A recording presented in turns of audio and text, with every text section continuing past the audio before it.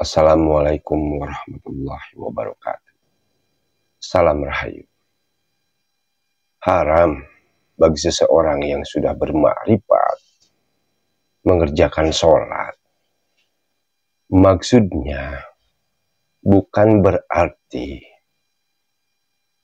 orang itu tidak melaksanakan syariat agama atau tidak melaksanakan sholat itu sendiri. Akan tetapi di dalam sholatnya sudah tidak ada sifat merasa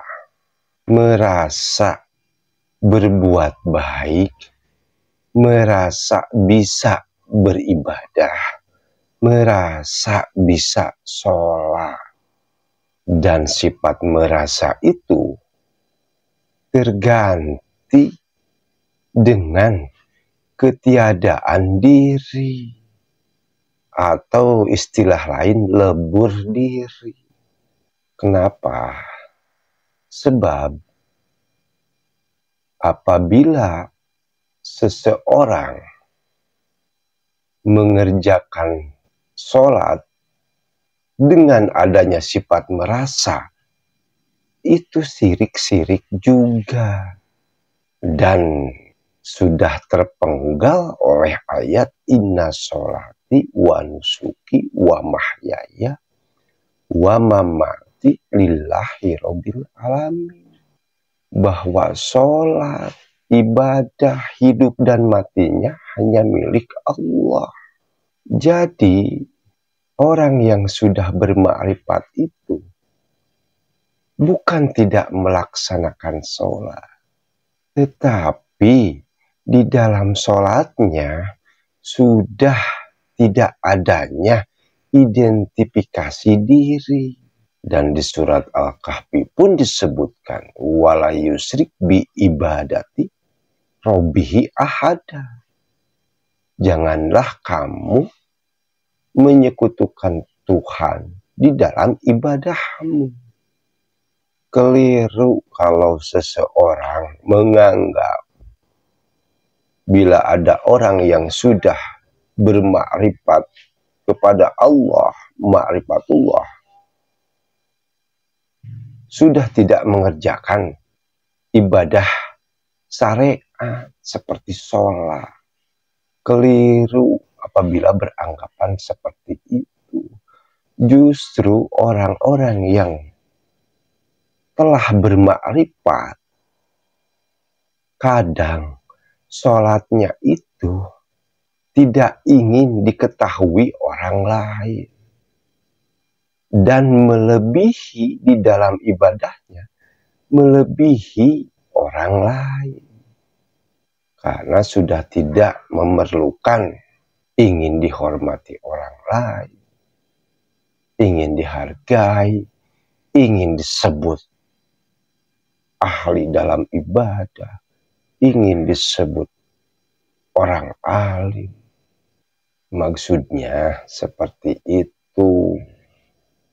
Dan untuk orang-orang bermakrifat, apabila masih adanya ingat kepada Allah, itu menandakan masih adanya dua keadaan, dualistik. Ada yang diingat, ada yang mengingat. Seolah-olah ada dua hidup. Ada hidupnya makhluk, ada hidupnya Allah. Sedangkan hidup itu hanya milik Allah. Dan hidup itu tidak dua, tidak tiga, tapi hanya satu, tunggal esa.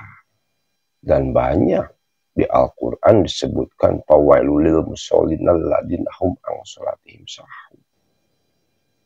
Kecelakaanlah bagi orang-orang yang mendirikan sholat dengan lalai. Artinya dia tidak mengerti apa yang diucapkannya.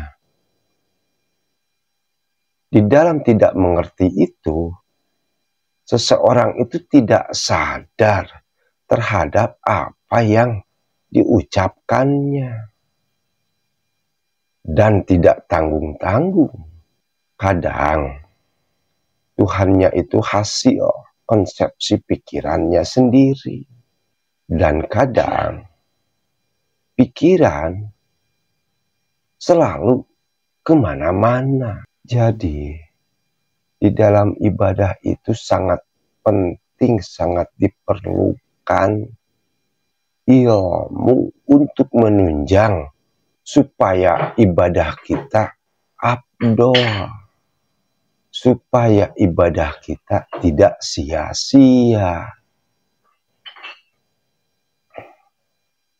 Makanya Rasulullah berkata bahwa mencari ilmu itu wajib hukumnya bagi setiap muslim.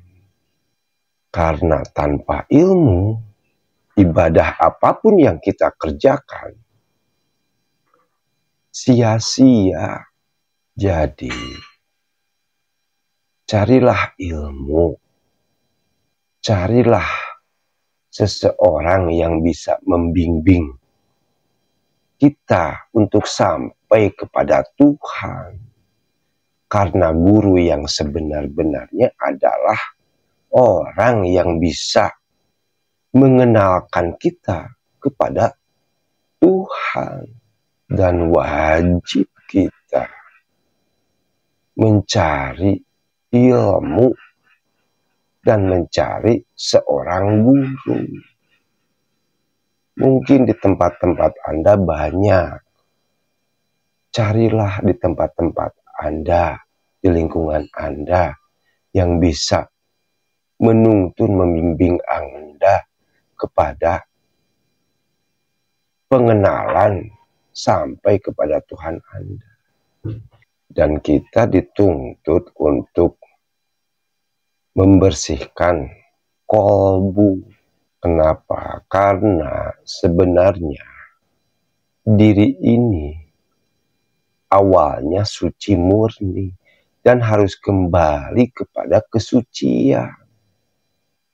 Artinya kesucian tidak adanya penyakit hati seperti sombong, ujub, takabur, bangga diri, buruk sangka, dan lain sebagainya.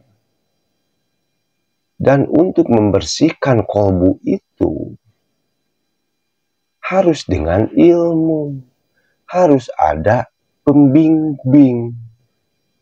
Tanpa ada pembimbing, insya Allah nggak akan bisa.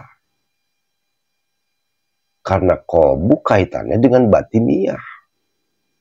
Kalau penyakit lahiriah sih gampang. Sakit ya ada obat, sakit ya ada rumah sakit. Paling finalnya sakit ya mati. Tapi kalau penyakit hati itu akan dibawa sampai mati. Dan penyakit hati ini tidak bisa diobati oleh benda yang ada di muka bumi ini. Diobatinya harus dengan ilmu. Dan ilmu itu harus ada pembimbing.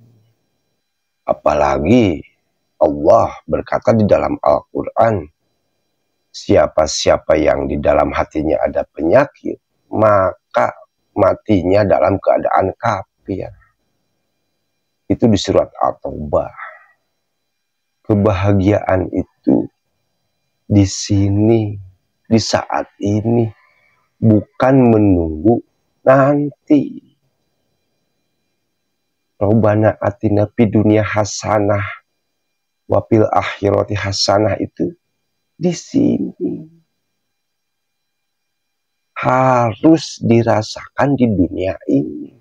Bukan menunggu mati dulu. Bahagia itu harus Dari saat ini, carilah ilmu yang bisa menyampaikan Anda kepada Tuhan Anda. Karena bahagia tidaknya, selamat tidaknya seseorang ditentukan oleh diri sendiri. Bukan ditentukan oleh keluarga, lingkungan, atau siapapun.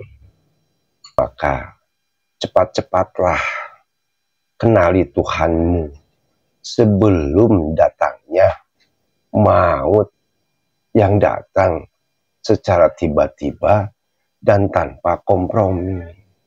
Semoga apa yang saya katakan ini bermanfaat bagi semua orang.